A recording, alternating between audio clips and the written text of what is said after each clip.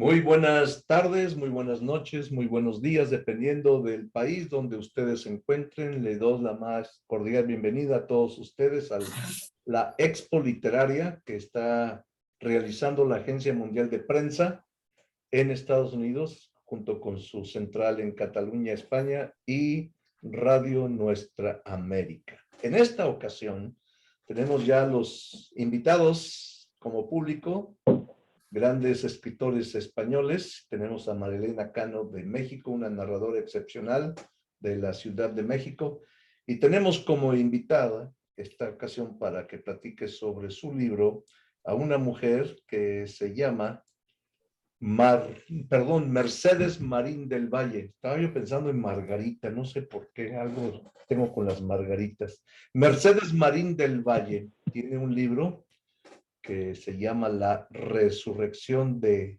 Chandra Sweet. Y Mercedes nació en una ciudad que tiene mucha similitud con una en México que se llama Mérida. ¿Estoy en lo correcto, Efectivamente. Mercedes? Sí, ¿Sí? sí. Ah, Las mira, Méridas ahora sí, del mundo. hay una Mérida en México, hay una Mérida en Venezuela, también tengo entendido. Sí, hay tres por lo menos, sí, sí. Tres por lo menos. Bueno, Mercedes, bienvenida a la Expo Literaria de la Agencia Mundial de Prensa y Radio Nuestra América. Y le quisiera que nos platicara un poco sobre usted y después entramos en su libro La Resurrección de Chandra Sweet. Pues nada, hola, buenas tardes, buenas noches, buenos días. Hola a todos. Muchas gracias a las personas que estáis aquí, a todos los que han nombrado y todos los que se ven por ahí. No me quiero olvidar de nadie. Y bueno, especialmente también a María Elena, porque es una persona muy entrañable con la que desde que me hizo una entrevista hemos tenido una afinidad muy buena y agradecida de que estéis todos ahí. Y bueno, pues Mercedes Marín del Valle, pues ¿quién es? Pues una mujer normal y corriente, una mujer sencilla, una mujer yo creo que más humilde que orgullosa y que ha pensado en estos últimos días que una manera de colaborar para que el mundo sea mejor, pues es precisamente con mis escritos, con mis novelas. Una vez estuve en una conferencia y el ponente preguntó qué podíamos hacer cada uno de nosotros para mejorar pues, el mundo o la situación que tenemos más cercana o más lejana, ¿no? Y yo nunca me lo había preguntado porque realmente yo voy haciendo aquello que creo que puede estar bien y que puede beneficiarme no solo a mí, sino a las personas que viven alrededor o a las personas con las que conecto, ¿no? Pero ese día sí lo pensé y yo dije, bueno, pues mi aportación, pues precisamente creo que mi aportación puede ser que mis escritos, al ser leídos, hagan que las personas se sientan pues felices o que se sientan completas o que se alejen un poco de su realidad si no les gusta y se metan en otras historias, ¿no? Y bueno, pues por ahí va un poco la línea de mis novelas y de mis escritos en general. ¿Cuántos libros ha escrito? Vi varios. Pues vamos a ver, como novelas, digamos, largas, por llamarlas de alguna manera, tengo dos. La primera se publicó en el 18, que se llama El año de las decepciones, y esta, La resurrección de Chandra Sweet, en el 21.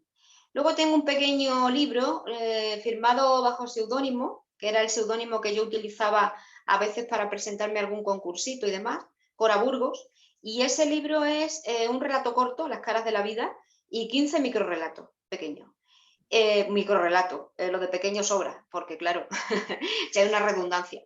Y bueno, eso es lo que tengo, digamos, como publicado en forma de libro, ¿no? Aunque luego tengo otras colaboraciones en algunas páginas de microcuentos, de microrelatos, o también tengo un blog donde dejo cosillas, en fin, otras cosas. Y esta resurrección de Chandra Sweet trata de un viaje, según tengo entendido. Pues vamos a ver, algunas personas que lo leen lo catalogan como una novela de viajes, pero no era mi intención, no era mi intención.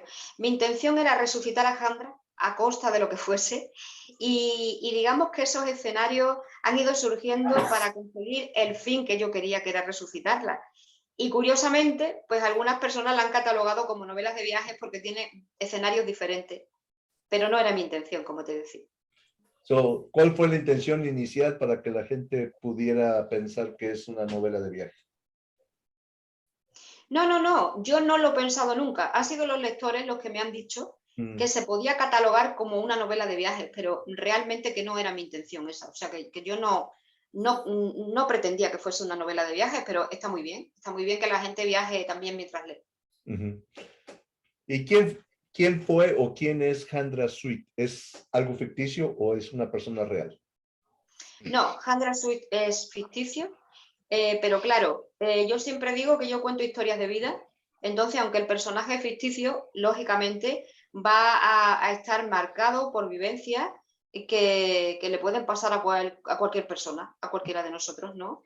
Entonces el personaje es de ficción, pero como te decía, lo que le sucede pues son historias de vida, ¿no? Entonces como son historias de vida, pues eso, la realidad de una persona, pero no está, digamos, no es nadie, yo no me he basado en nadie concreto, quizá me he basado en muchas cosas que he visto, que he escuchado, que he vivido, y entonces pues ha salido ese personaje con esas características. ¿Y cuál es la trama, si nos pudiera brevemente explicar, para llegar a titularlo de esa manera, una resurrección? Pues mira, la trama comienza en Argelia con una batalla, con un hecho histórico, la batalla de Mars-Alquivir. Y comienza en el puerto de Orán con un ataque a los barcos franceses en el puerto de Orán por parte de la flota inglesa. Y de ahí surge, describo la realidad de ese suceso, pero realmente de ahí lo que me sale es un personaje de ficción, que es Sheldon Sweet. Sheldon Sweet es un soldado inglés que queda herido en el campo de batalla y es encontrado por un pescador argelino. Entonces, Outman, el Arsi, entonces Outman lo lleva a su casa, lo cuida y entonces empieza una nueva vida para Sheldon Sweet en Argelia. A partir de ahí, pues Sheldon tiene unas pretensiones de tener una vida normal, quiere ser comerciante de telas, quiere tener unas ilusiones, se enamora de una chica, pero la vida no le va a favorecer en ese sentido de esas ilusiones que se está haciendo de tener una vida normal, puesto que en Argelia en ese tiempo pues hay un mundo, un entorno convulso por la independencia, ¿no? La lucha por la independencia de Argelia, ¿no? Entonces, todo lo que él más o menos tenía en su mente, que es lo que nos puede suceder a todos, tener una serie de ideas de lo que va a ser nuestra vida tan bonita, pues se le cae un poco al suelo. Sheldon tiene una hija que es Chandra Sweet, y por las circunstancias que se están desarrollando en Argelia, pues deciden marcharse y elige como lugar un pueblo de la Provenza francesa, Banon. La chica, pues ahí le gusta mucho pintar, ella le gusta mucho pintar Art Nouveau, y esa chica pues sufre una serie de percances, se le ponen por delante unas situaciones que hacen que pase unos momentos difíciles y quizá por eso yo quería resucitarla. Yo quería resucitarla en muchos aspectos, como persona, como profesional, como mujer, y entonces pues por eso le titulé así, La resurrección de Chandra Sweet a muchos niveles, ¿no? Muy bien. Bueno, vamos a abrir a los comentarios de algunos de los participantes, asistentes aquí, empezando por las damas. Maelena, ¿tiene alguna pregunta o se espera hasta el final? Me gustaría esperarme hasta el final porque aprendo mucho de los comentarios de los expertos. Entonces, aunque sí tengo preguntas. En México hubo un personaje que se llamó el doctor IQ y siempre decía, arriba a mi izquierda, aquí tenemos a Enrique, doctor. Enrique, preguntas. Bueno, pues ya me ha tocado. Bien, pues yo he estado tomando unas pequeñas notas cuando hablaba Mercedes y cuando presenta su personaje habla que es totalmente de ficción, o sea, que no refleja... yo pienso, y quería preguntarte, si no siempre se refleja algo propio, interno, de eso que nunca lo va a saber la gente. Estoy de acuerdo en que en los primeros escritos todos hemos sido muy pudorosos en cuanto a traslucir interioridades.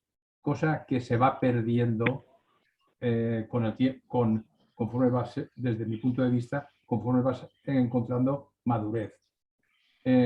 Por ejemplo, a mí en concreto me ocurre, o sea, después de enviudar y tal, yo tenía mucho cuidado en no tocar ningún tema de pareja, ¿eh?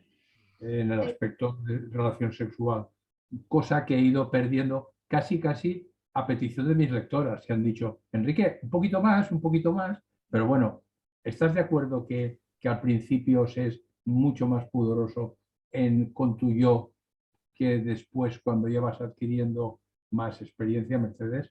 Perdona lo largo de la exposición, ¿eh? No, no pasa nada. Primero No, te no. quiero contestar a lo primero que planteabas. Siempre digo yo que los personajes todos, sean femeninos o masculinos, siempre llevan algo de ti, siempre llevan algo de ti.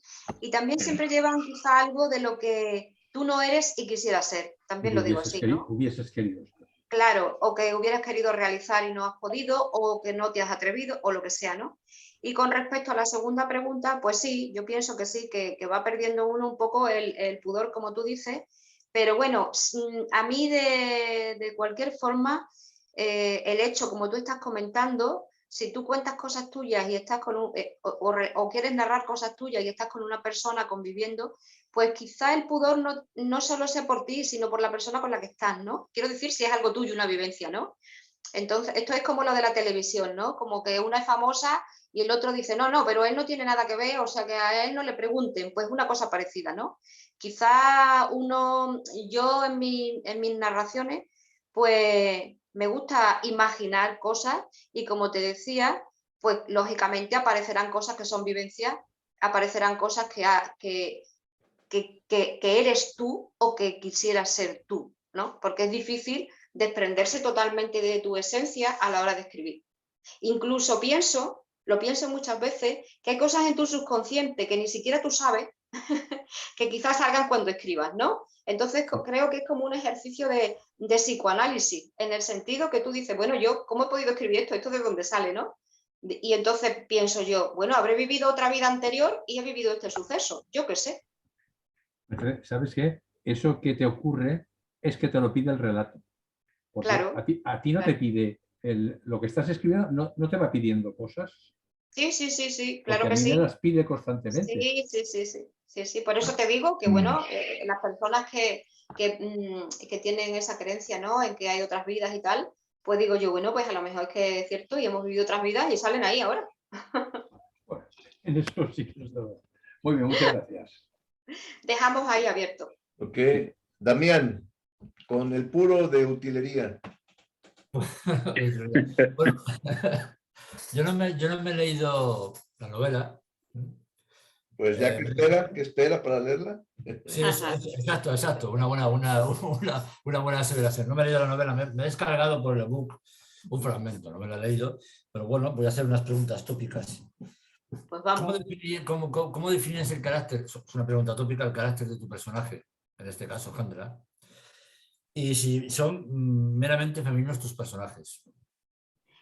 A la primera pregunta te contaré que Jandra, como pasa por varias etapas de su vida, quiero decir que la conocemos desde que nace, prácticamente, pero la conocemos mucho en la adolescencia y conocemos algo de su madurez, ¿no? Entonces, como toda persona adolescente, pues en su carácter hay algunas personas que han hecho reseñas, pues me han dicho que se tocan temas como el bullying, temas como un poco de, digamos, de violencia o aprovechamiento de la otra persona hacia ella y tal, ¿no? Y ciertamente es así, ¿no? Entonces, bueno, pues Andra aparece en esa adolescencia con sus complejos, aparece con que ha tenido unas experiencias desde que es pequeña bastante duras en su vida y quizá eso la conviertan en una persona insegura, en una persona que a lo mejor se fía demasiado o pone demasiado de ella en una relación. Entonces, en esos episodios en los que ella de alguna forma se decepciona, pues como te digo al final, como que yo la quería resucitar para resucitarla como persona. No digamos solo como mujer y tal, sino como persona, ¿no? Que afianzara su esencia, ¿no? Y con respecto a la otra pregunta, no lo he hecho adrede, pero después cuando yo terminé la novela y he balanceado los personajes, creo que hay paridad, ¿sabes? Hay casi la misma cantidad de hombres como de mujeres. Y una cosa muy interesante es que cuando he tenido muchos lectores que han leído la novela, tanto hombres como mujeres le han encantado. Tengo muchas reseñas de hombres y de mujeres. Y también me han dicho muchos hombres que se han llegado a emocionar varias veces con la novela, cosa que me ha encantado. Muy bien. Bueno, abajo a mi izquierda, RJ Simón. Bueno, yo dos cosas. Primero, un comentario que habéis hecho sobre la graduación en el que el escritor va perdiendo la vergüenza, que no se atreve al principio a plantear determinados temas y con la experiencia pues pierde la vergüenza. Yo quiero comentar que, claro, será de aquel escritor que previamente tiene la vergüenza, que si es un desvergonzado como yo, pues no tiene ningún problema en comenzar nada. Sí, sí, soy una mutación, por eso que yo no tengo, a mí me da igual de lo que habla. Pero la pregunta que fuera de bromas, que sí que me gustaría hacer, es ¿por qué se elige o has elegido un momento histórico tan concreto para el desarrollo de la historia? ¿Qué importancia tiene este momento y por qué lo has elegido? Bueno, pues a lo primero te diré que lo que tú dices de la vergüenza y no vergüenza, te diré que también hay ciertos textos que estás escribiendo en los que tampoco se requiere poner eso, quiero decir, esa intimidad o llegar a un grado, ¿no? Dependiendo de lo que estés escribiendo, se requiere o no llegar ahí, ¿no? Eso lo primero. Y lo segundo es que yo he sido profesora de secundaria hasta enero y he tenido los últimos 10 años muchos alumnos inmigrantes en mi centro, muchísimos. Una familia argelina con la que he estado muy en contacto porque el hijo de estas personas tenía una enfermedad rara, que es el síndrome de Fabry. Y entonces, pues, este chico, pues hubo un momento en que no podía ir al instituto, porque ella iba en silla de ruedas y tal, ¿no? Entonces yo de alguna manera nunca le había dado clase en el instituto porque curiosamente nunca me había tocado en mis grupos de clase, pero un día que fuimos a una excursión, él tuvo un pequeño desvanecimiento y yo me senté a su lado y le dije, bueno, respira de esta manera, de esta la otra, y desde ese momento se creó una especie de simbiosis entre los dos y nunca le di clase en el instituto, pero cuando no podía venir al instituto, fui a su casa por las tardes a darle clase. Entonces sucedió que establecimos un contacto muy estrecho con las hijas, con la madre, con el padre, y entonces me llamó la atención, pues dije yo, bueno, que me gustaría saber algo de la historia de estas personas, ¿no? Y entonces, y también les quería hacer un pequeño homenaje. De hecho, una de las protagonistas se llama Fátima, que se llama la madre así, Fátima, una mujer coraje, una madre coraje. Y entonces, pues, indagué un poquitín en su historia. Y mira, este hecho podía haber sido cualquier otro, ¿eh? Pero este episodio de la batalla de Masarquivir me cuadraba muy bien con lo que yo quería en cuestión de fechas. O sea, con lo que yo tenía en mi mente, desde dónde se iba a desarrollar la historia, hasta dónde y tal. Y entonces, pues me pareció ideal para sacar a ese personaje Sheldon Sweet de esa batalla de Masarquivir. Me parece estupendo lo que comentas porque además es súper importante para que la historia y los personajes sean veraces, el saberlos tener con un enganche temporal adecuado. Es muy importante el escenario donde transcurren las cosas, importantísimo. Muchas veces tanto como los personajes, o no sabría decirte la paridad, es muy importante. Te diré que, por ejemplo, además muchos de los nombres que salen ahí en la novela, pues igual que en la anterior mía que tenía, algunos nombres son nombres de alumnos míos. Por ejemplo, Othman es un nombre de un alumno que tuve, que era un chiquito pues muy nervioso y tal, y entonces, bueno, son personas que se te quedan muy grabadas y bueno, las llevas hasta el final contigo. Sí. Muy bien. Nada, Rafael. Al centro, Esteban Florencio. Mercedes, Hola. quizá por ese, ¿qué tal? Por esa conexión que has sido profesora, es por ese cariño que le has puesto a Jandra, por esos problemas que pasó en su adolescencia, por ese empeño que has puesto tanto en resucitarla, quizá por esa conexión que has tenido con los jóvenes, con los adolescentes. Hablabas de ese cariño que le pusiste a tu alumno al que no diste clase. Por eso quizá esa conexión. Sí, bueno, normalmente, mira, yo siempre lo digo, las personas que han asistido o que han visto alguna entrevista que yo he hecho o que he coincidido cuando hemos hecho entrevistas de estas que son con 2 o 3 compañeros como Rafael o Damián, yo siempre digo que yo soy una escritora de género emocional. Entonces, para mí es muy difícil separar una cosa de otra. Mis clases eran pues una parte muy importante de mi vida. Mis alumnos, ayer lo comentaba yo en una entrevista que hice con Luti, mis alumnos, pues estaba conectado un alumno que ahora mismo trabaja en la universidad en Estrasburgo y se conectó para verme y me habla asiduamente, ¿no? Y luego, pues una chica me escribió un correo por la mañana y me encuentro alumnos que ya tienen 40 y tantos años y familia y de alguna manera no me han olvidado, entonces yo a ellos tampoco, por supuesto, yo a ellos tampoco. Entonces eso es muy difícil separarlo. Y cualquier cosita que yo veo, quiero decir que me llama la atención, que me mueve la fibra, pues de alguna forma sale en mis escritos. No a lo mejor con ese personaje concreto, a lo mejor no es una chica, es un chico, o a lo mejor es la madre del chico, pero digamos que el episodio y la emocionalidad del suceso al final acaba saliendo. Muy bien. Te contaré, por ejemplo, que hace poco veníamos en el coche y estábamos pasando cerca de una gasolinera. Y entonces una cosa que a lo mejor a otras personas pues no le parece, ¿no? Y había 2 hombres charlando en una mesa, sentados a mediodía, que me imagino que venían de trabajar, tenían ropa de trabajo, estaban comiendo, charlando en una mesa, en medio de una situación, la gasolinera, el restaurante, la playa al fondo, la carretera hacia viento. Y a mí se me quedó impresa esa imagen y pensé que ellos estaban ahí a gusto, que estaban teniendo un relax de almuerzo después de su trabajo, y eso me lo llevé a escribir un microrrelato, porque me quedo con ese tipo de cosas, ¿no? Con esa vivencia. Puede ser una cosa que yo vea que es algo bueno, relajante y tal, pero también puede ser que vea a alguien crispado y yo diga, esta persona se enfada porque realmente lo que tiene es miedo. Cuando una persona se enfada, realmente lo que hay detrás es miedo y tal, ¿no? Y entonces, bueno, pues ese tipo de cosas son las con las que juego yo en las novelas.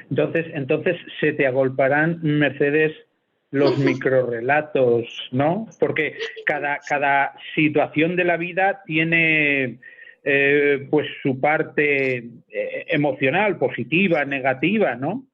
Está muy bien eso que dices, cada momento es una fuente de inspiración.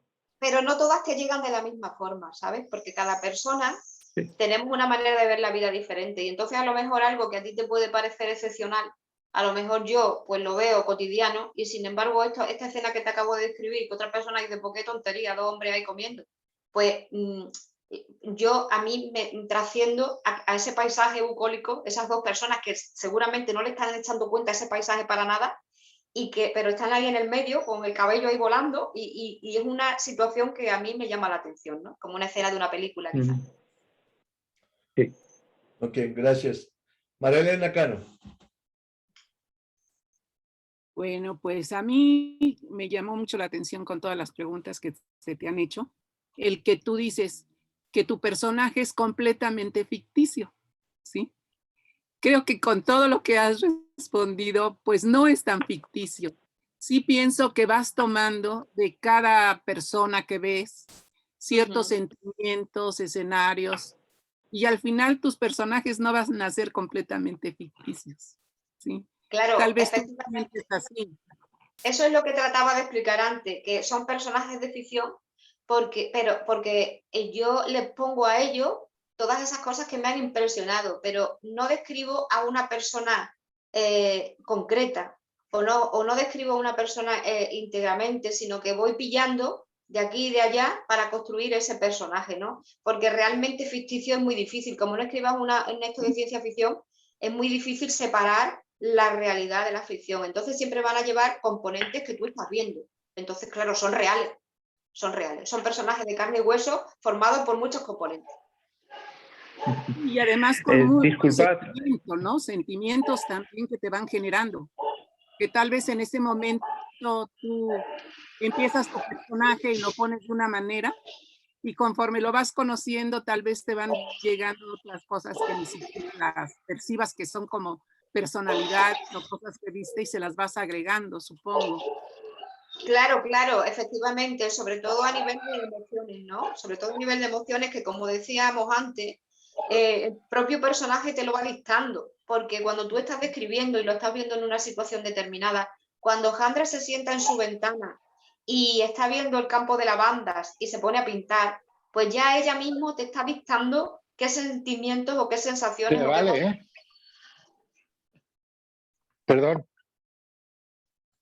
¿Sí? No, habló alguien y tuve que silenciarlo. Sigamos. Marilena, otra pregunta. Estaba respondiéndome algo todavía, ¿no? Sí.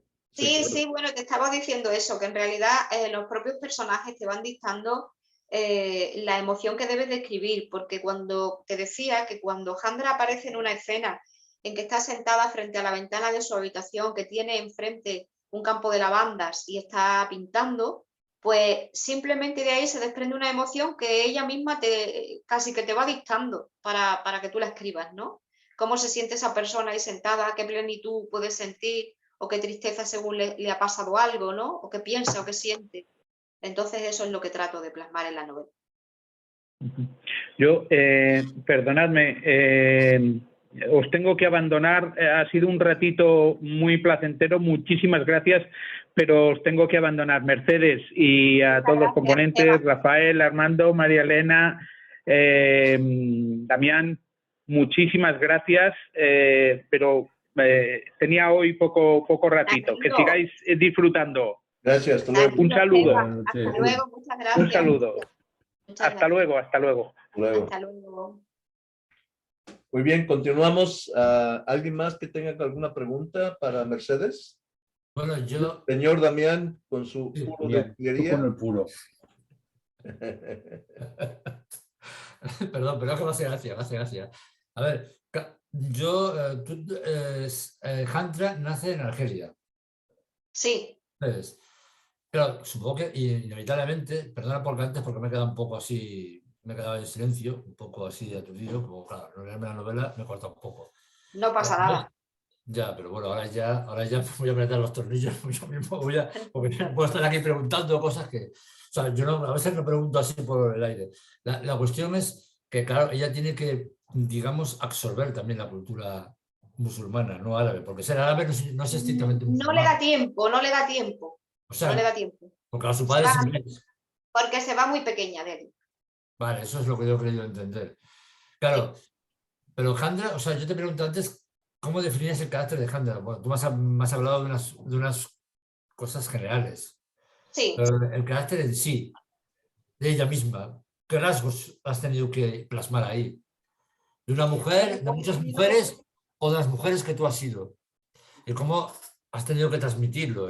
Sí, claro, es esto la pregunta que yo antes. ¿De una mujer, vale. de muchas mujeres o de las mujeres que tú has sido o de la mujer o de la experiencia que te has instalado a ti como mujer? Mujer con 20 años, mujer con 30, etcétera, etcétera, etcétera, etcétera. No. De la experiencia mía no. Más bien Vamos a ver, como le decía antes a María Elena, si yo supongo que esa persona tiene unas inseguridades, bueno, yo de pequeña puedo haber tenido unas inseguridades porque soy tímida, ¿no? Pero si ha tenido unas inseguridades porque tiene un aspecto físico, Jandra, que es muy alta, es una persona que muy alta para su edad, es una persona con el cuello largo, es una persona así un poquito que cuando va al colegio pues es como que destaca un poco sobre los demás por su altura y tal. Entonces ha tenido que soportar, digamos, una serie pues de insultos, de tal, de cual lo ha pasado mal, porque antes además ha tenido una vivencia, que no quiero contar, claro, lógicamente, una vivencia por la cual también viene marcada por esa vivencia, ¿no?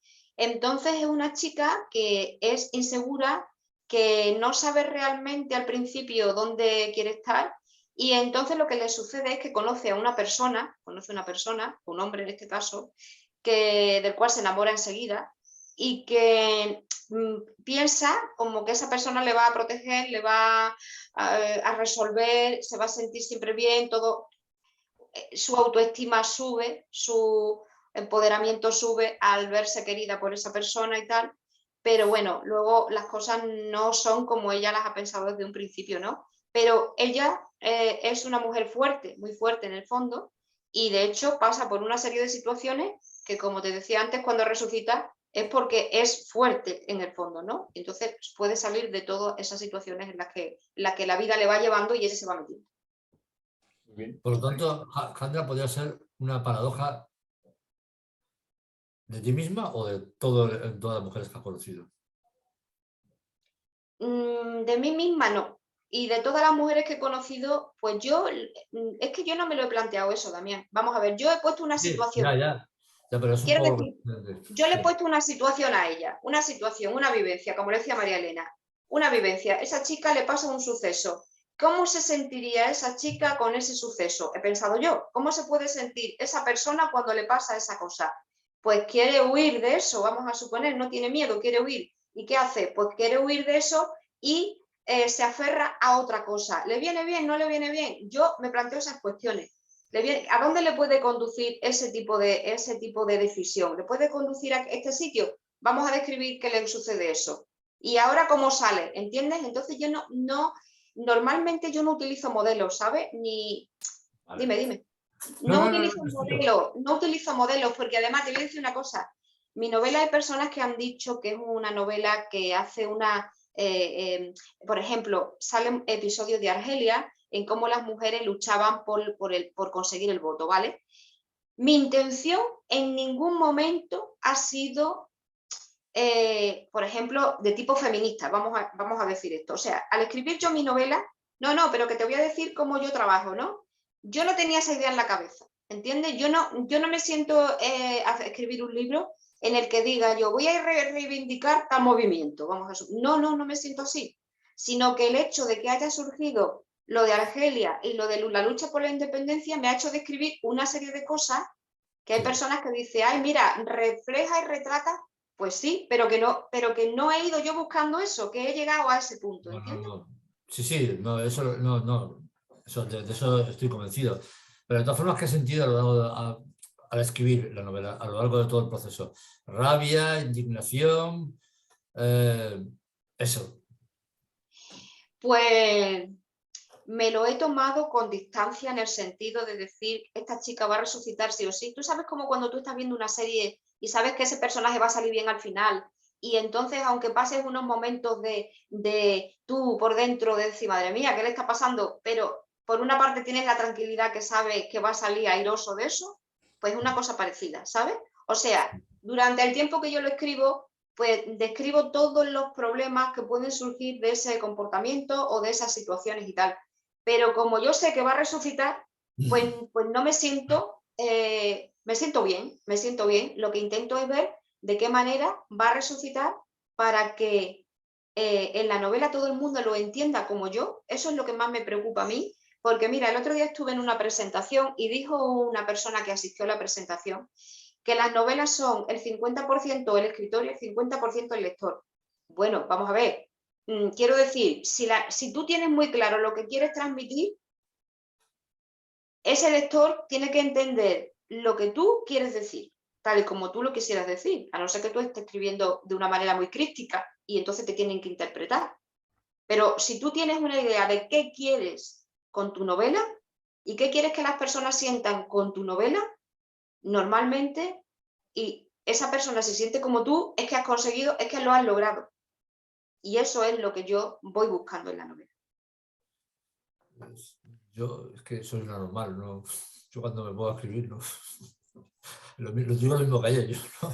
Claro, bueno, pues, es que cada uno tiene claro, porque cada uno tiene una manera de enfocar lo que está escribiendo y también es que hay distintas maneras o distintos temas que abordar cuando escribes. Pero tú llevas un índice y tal, ay, perdón. No, cuando termines el puro... Por ejemplo, y la pregunta, ya lo pregunto a Enrique, ya lo pregunto. No, Damián, No, no yo llego, no llego. No llego. quería un pequeño comentario. Enrique. Cuando dices que tú, como vas a aparecer, como te van apareciendo las cosas, las vas resolviendo. Yo practico dos temas, dos temáticas. Una novela histórica, sobre todo de guerras olvidadas, y el otro de novela negra, de un inspector y tal. Entonces, yo cuando empiezo, no sé a cuál de todos voy a matar, pero me voy planteando, lo planteo como un problema de matemática, un problema matemático. Yo planteo las incógnitas y después voy buscando las soluciones. Unas veces me salen mejor y otras veces me salen un churro, pero esa es un poco como un poco decías Mercedes, cuando a veces se plantea una situación y la vas solucionando como mejor crees o como crees que aquello va a terminar. Y otra cosa, cuando, no sé, has utilizado la palabra Mercedes refleja, cuando para reflejar una situación que se puede, perdón, que encuentras o te encuentras en una situación que tiene el reflejo en otra anterior. Yo te quería preguntar, ¿tú crees que existe la duplicidad de situaciones simultáneamente? Te lo digo por lo siguiente. Yo, ¿no oye? Sí. Sí, te oye, sí. Yo, por ejemplo, una novela que impactó mucho en mí fue El Camino de Delibes. Pero fue El Camino de Delibes cuando yo tenía ya casado y con hijos y todo. Porque resulta, lo leí y me di cuenta que simultáneamente, años 60, lo máximo, a ver, 45, 60, 15 años, menos, 58, 57, se me dio a mí, en mi pueblo, con mi grupo de amigos, la misma situación que describe Delibes en Valladolid. Yo tenía un amigo, estaba enfermo del corazón, murió en una poza porque se ahogó, el mayor de los amigos ya se fue a estudiar a Valencia, a los salesianos internos, y esas situaciones, los que se quedaron en el pueblo, los que nos fuimos, es que se repetían, y eso yo lo encontré a lo mejor 35, 40 años después. Me di cuenta. Entonces, eso hablo yo de la duplicidad de situaciones con independencia, con la coincidencia del tiempo, pero con independencia del lugar. Bueno, eso yo creo que hay serendipias, ¿no? Que de alguna forma están por ahí, que hay bastantes ejemplos de personas a las que le ha sucedido cosas idénticamente, e incluso en las mismas fechas y demás, ¿no?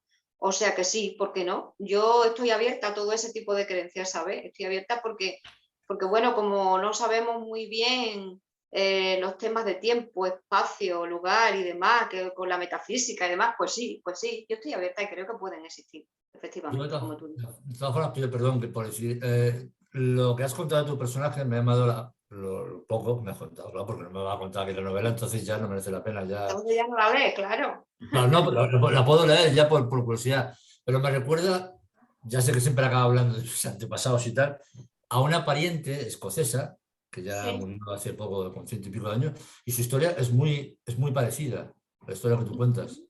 No fue en Argelia, fue en otro sitio, pero es muy semejante. Y me ha llamado eso la atención bastante y nada, solo quería hacer ese comentario. Y pido perdón por soltar siempre el mismo rollo sobre mis antepasados y tal. Damián, tú ya sabes que tú y yo tenemos una conexión extremeña tal, pues a lo mejor, mira, no me has transmitido. Eso seguro, la mitad seguro. Y con respecto a lo que me preguntabas antes de tener un guión, no tengo un guión, ¿sabes? O sea, yo empiezo con una historia y quiero llegar a un final.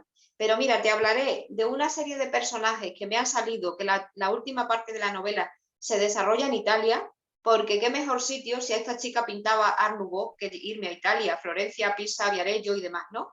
Entonces, ¿qué sucede? Pues que yo ahí necesitaba, para conseguir mis objetivos de resucitarla del todo, necesitaba una serie de personajes que jamás habían estado en mi mente, jamás.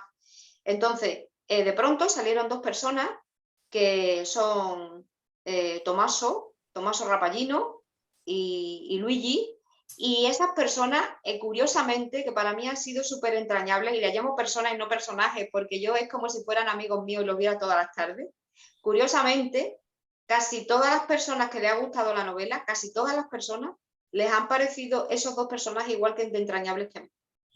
Porque yo digo, le he cogido un cariño a estos dos personajes, pero pensaba que la gente que lo lee, pues a lo mejor tenía más afinidad por otros, ¿no? Y sin embargo, ha sucedido así, que se quedan con el recuerdo de estos dos personajes como muy entrañables, ¿no? Muy bien, ¿algo más antes de concluir o palabras finales, María Elena? ¿Usted? Micrófono, María Elena. Sí, perdón. Yo quería comentar algo más. Según algunos escritores dicen, bueno, yo escribo porque alguna vez comenté que un escritor nos deja algo de él, ¿sí? De lo que él es. Y alguien me contestó, no, cuando yo escribo no hay nada de mí en mi libro. Pero no lo creo por esto, porque escuchando, tú comentabas, por ejemplo, esta chica, ¿qué siente al ver ese paisaje o al pintar, en fin? Y le estás dando una respuesta, pero que tú darías, tú, al ver el paisaje y todo. Entonces, sí, es una parte de ti lo que nos estás dejando. Sí, eso es innegable, eso es innegable. Yo, vamos, por lo que menos cada yo... uno regala algo de sí mismo.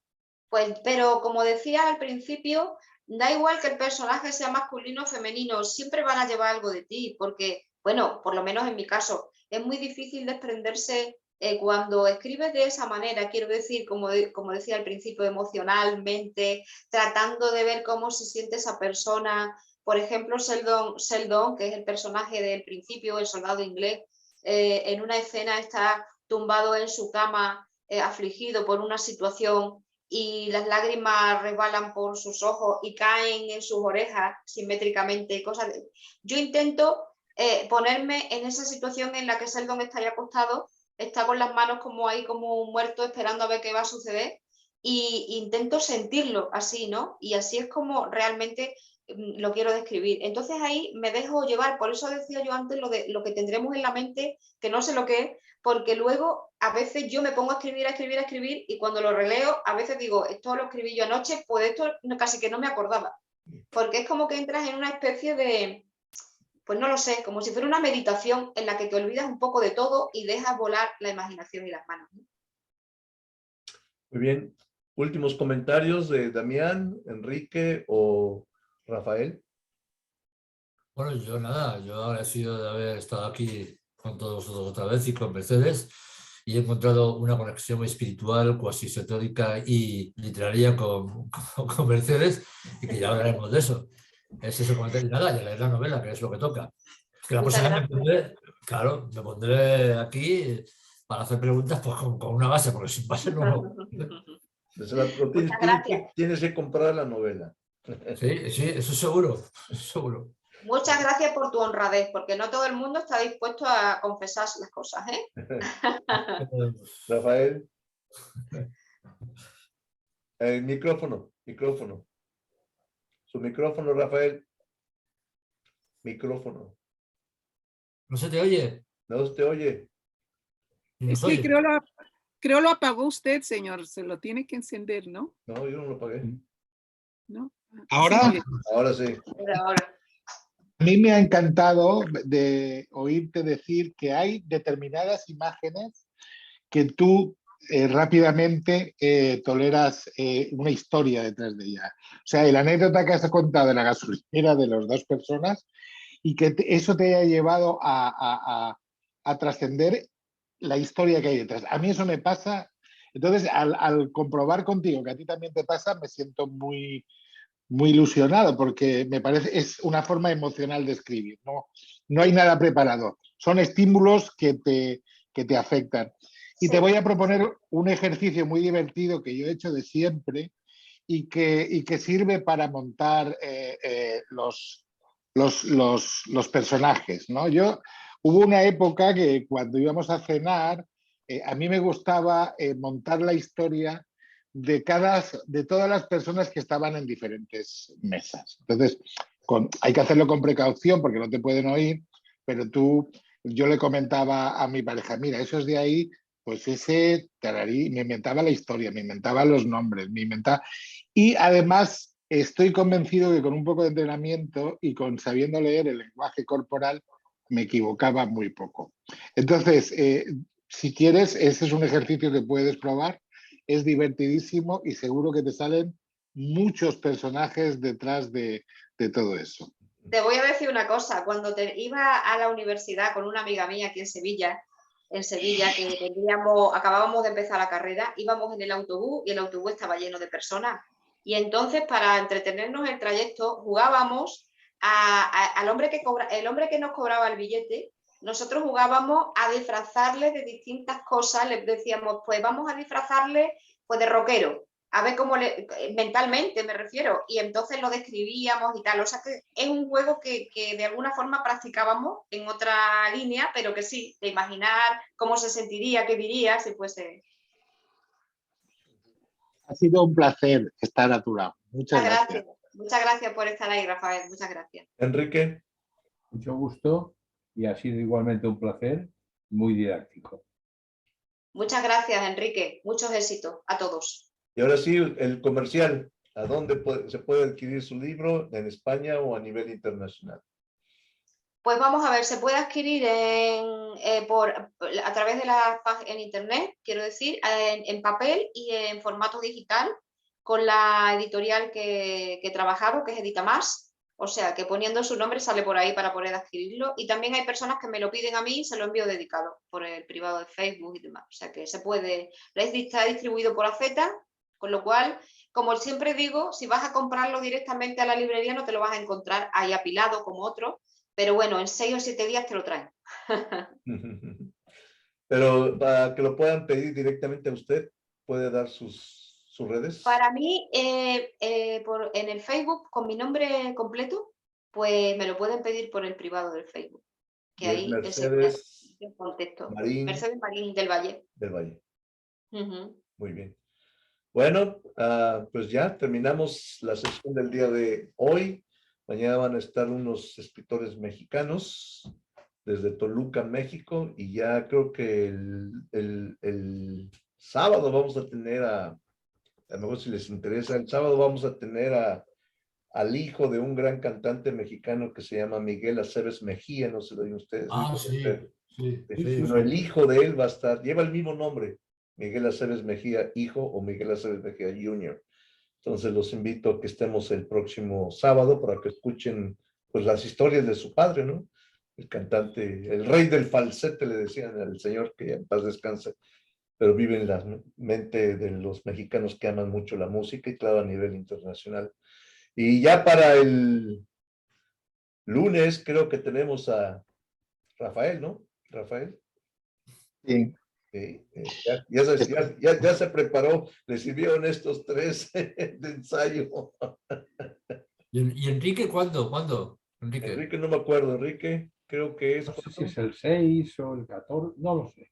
No me acuerdo ahorita. En mi debut me ha cargado tanto la agenda que ya están todos los calendarios, las agendas con notitas que tengo que mirarlo todas las mañanas. Yo tengo bastante tanto, no los tengo aquí en la pantalla. Sé que está Enrique y Simón porque es uno de los más cerquitas, pero tengo hasta el día 30 de junio tengo cubierto ya prácticamente todo el mes. No, tengo que deciros que la fama es así. La fama es tener la agenda cubierta, radio, televisión. Esto es un poco agobiante.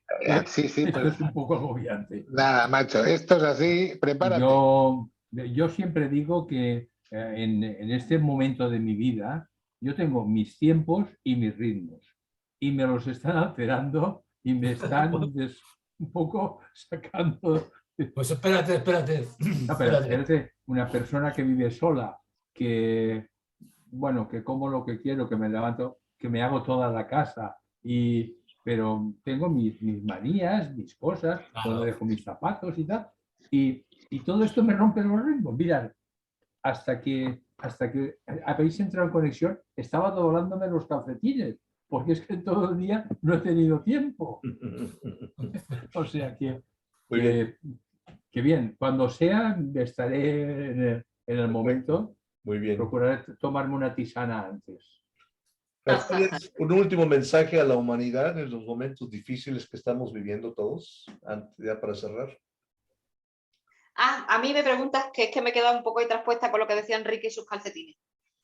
Bueno, pues un mensaje a la humanidad, pues que no se crean todo lo que ven en las noticias de la televisión, que no se crean todo lo que escriben en los periódicos, porque estamos perdiendo un poco el norte y hay bastantes juegos de manipulación, y que se centren mucho en cuidar, como digo yo, a las personas que tienen a su alcance, a su alrededor, en sus trabajos, en sus familias, en sus amigos, simplemente porque a veces, como decía yo ayer, nos olvidamos de cuidar lo que tenemos alrededor, tratando de hacer una gran obra allí muy lejos, donde casi no podemos alcanzar.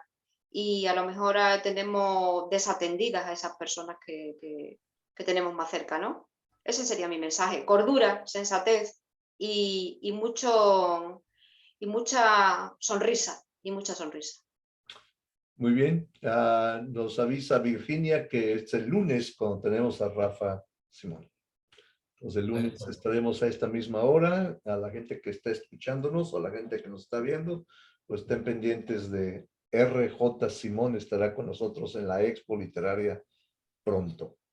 Y ya, nos despedimos. Que pasen ustedes muy buenas tardes, muy buenas noches. A nombre de la Agencia Mundial de Prensa y de Radio Nuestra América, me despido de todos ustedes. Hasta pronto. Buenas Buenas noches. noches. Adiós a Hasta todos. luego. Muchas gracias a todos. Buenas noches. Buenas noches. Adiós, Mercedes. Mercedes. Bien.